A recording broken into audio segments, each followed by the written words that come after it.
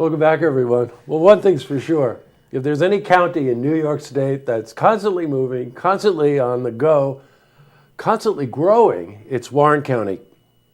So from time to time, I like Kevin Geraghty, the chairman of the Warren County Board of Supervisors, to come in so we can catch up on all things Warren County. So welcome, Kevin.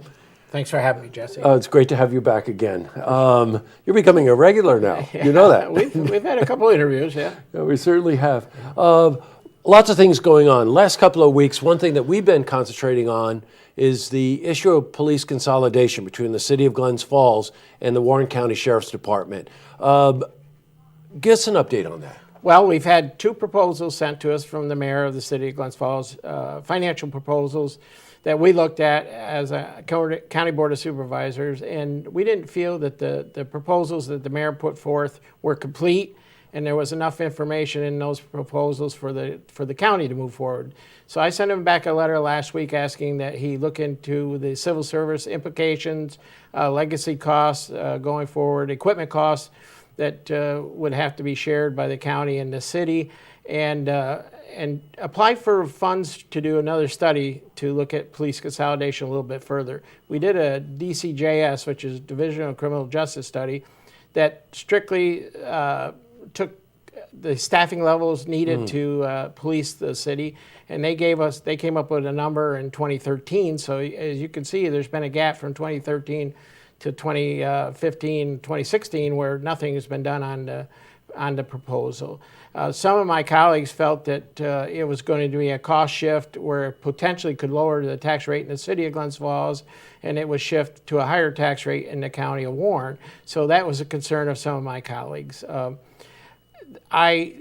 The mayor had sent us a letter saying the proposal is dead, but we're hoping that maybe some of the at-large supervisors from the city still want to continue about some kind of consolidation of the police department.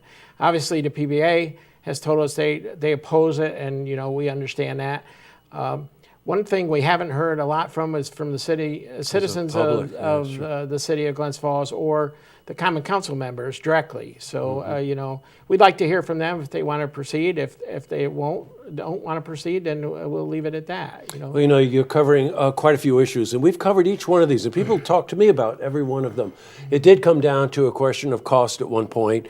Your point's well taken, that, even if there's talk that the city tax would go down, that the county tax might go up. And then the other thing that we heard about a lot was safety issues. I interviewed Bud York recently, and Bud and I talked about this. Bud heads up the Sheriff's Department in Warren County, and there was talk that there would be no decrease in services. It was not really a safety issue, that the sheriffs were going to actually be housed right in the city of Glens Falls.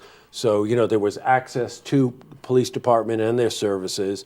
And the other point that I've kind of been thinking about is that the only time that it really was presented to the public was I think it was like a town hall meeting or something. Correct. And the overtone was so negative that I don't think it was representative of the citizens of Glens Falls. And you're right. I think the city council's got to weigh in on this issue. In other words, you get a complete picture, right? Right. And we're fortunate. We have a great sheriff's department, good staffing, good management staff in the sheriff's department.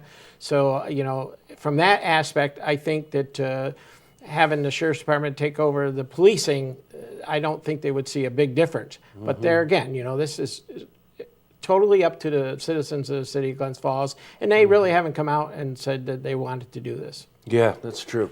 We've got, we broadcast the Warren County Board of Supervisors meeting. Quick sidebar, shout out to Marvin and Company, the accounting firm that makes it possible for us to present these meetings to you every week. Outspoken supervisors, we got some new ones there. Yep. We got Claudia, Rachel is back, Matt's there. Yep. So, what's it like? Well, I mean, each supervisor brings their own expertise to the board, and when we set up our committees, we try to tap into where they have the most skill level in, and we've increased our committee size. We've downsized the number of committee meetings we have. We meet twice a month. It's kind of streamlined, and it does get us together, more people together on those 2 days. But so far, it's worked pretty well for us.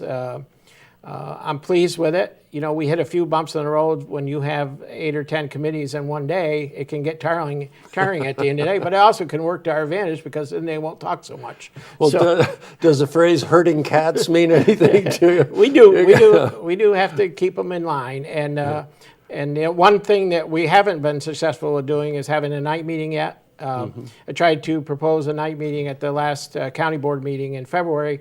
They were opposed to 5 o'clock, so I'm going to come back to them and ask them, how about a 7 o'clock meeting so we can try to do a night meeting for our residents. Well, you know, Kevin, if the supervisors were media people and you tried to pull a 10 o'clock in the morning meeting, I got news for you, nobody would be there.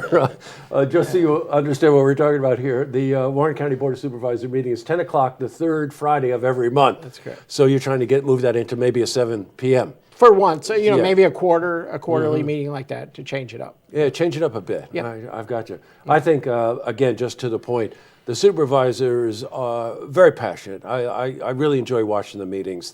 Everybody speaks up, Yep. and they get their voices heard. And with some streamlining, as you're saying, that can only help the process Yep. even more. Yep. One thing that we reported on that was a surprise to me, I wanted to get your opinion. Sales tax are up. Yeah, sales tax is up both in January and February. And Yeah, that's a surprise. Got us Mild kind winter. of scratching our head too because of the mild winter, like you said, the no snow, and with the depressed. Good thing the gas prices are lower, so you know you lose a little sales tax money and gas tax, but.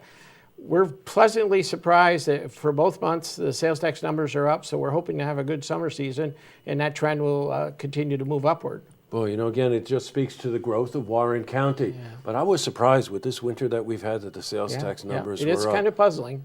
So summer's coming up. What are you looking forward to? Well, we're looking for a good summer season. You know, we're looking for a lot of tourists to come into Lake George region. You know, there's some new motels going up. There's a new hotel going up in the village of Lake George. Plus, you know, they will be enhancing the entrance to the town of Lake George this summer with construction. Right, so sure. that may pose a few problems, but they plan on having that project finished by the end of the summer. So, but we look for a good season everywhere. Oh, Kevin, it's great to see you as always. One last thing. I made a note here. Paul Dusek is leaving. Paul Right. Dusek, our longtime administrator, leaves at the end of March. And we do have a search on currently to find a new administrator. It may take a couple months. We're in no hurry. You know, we have a good management staff up there who will fill his shoes. He is going to be missed. He has a lot of county knowledge that we're going to deeply miss. Yeah, I totally agree with you on that one. All right, Kevin, so we'll have you back in the summer again and play catch up at that time. Very well. Thanks, Great. Jesse. Thank you for taking the time to come in. Anytime. To see this interview again, you can head to our website, looktvonline.com.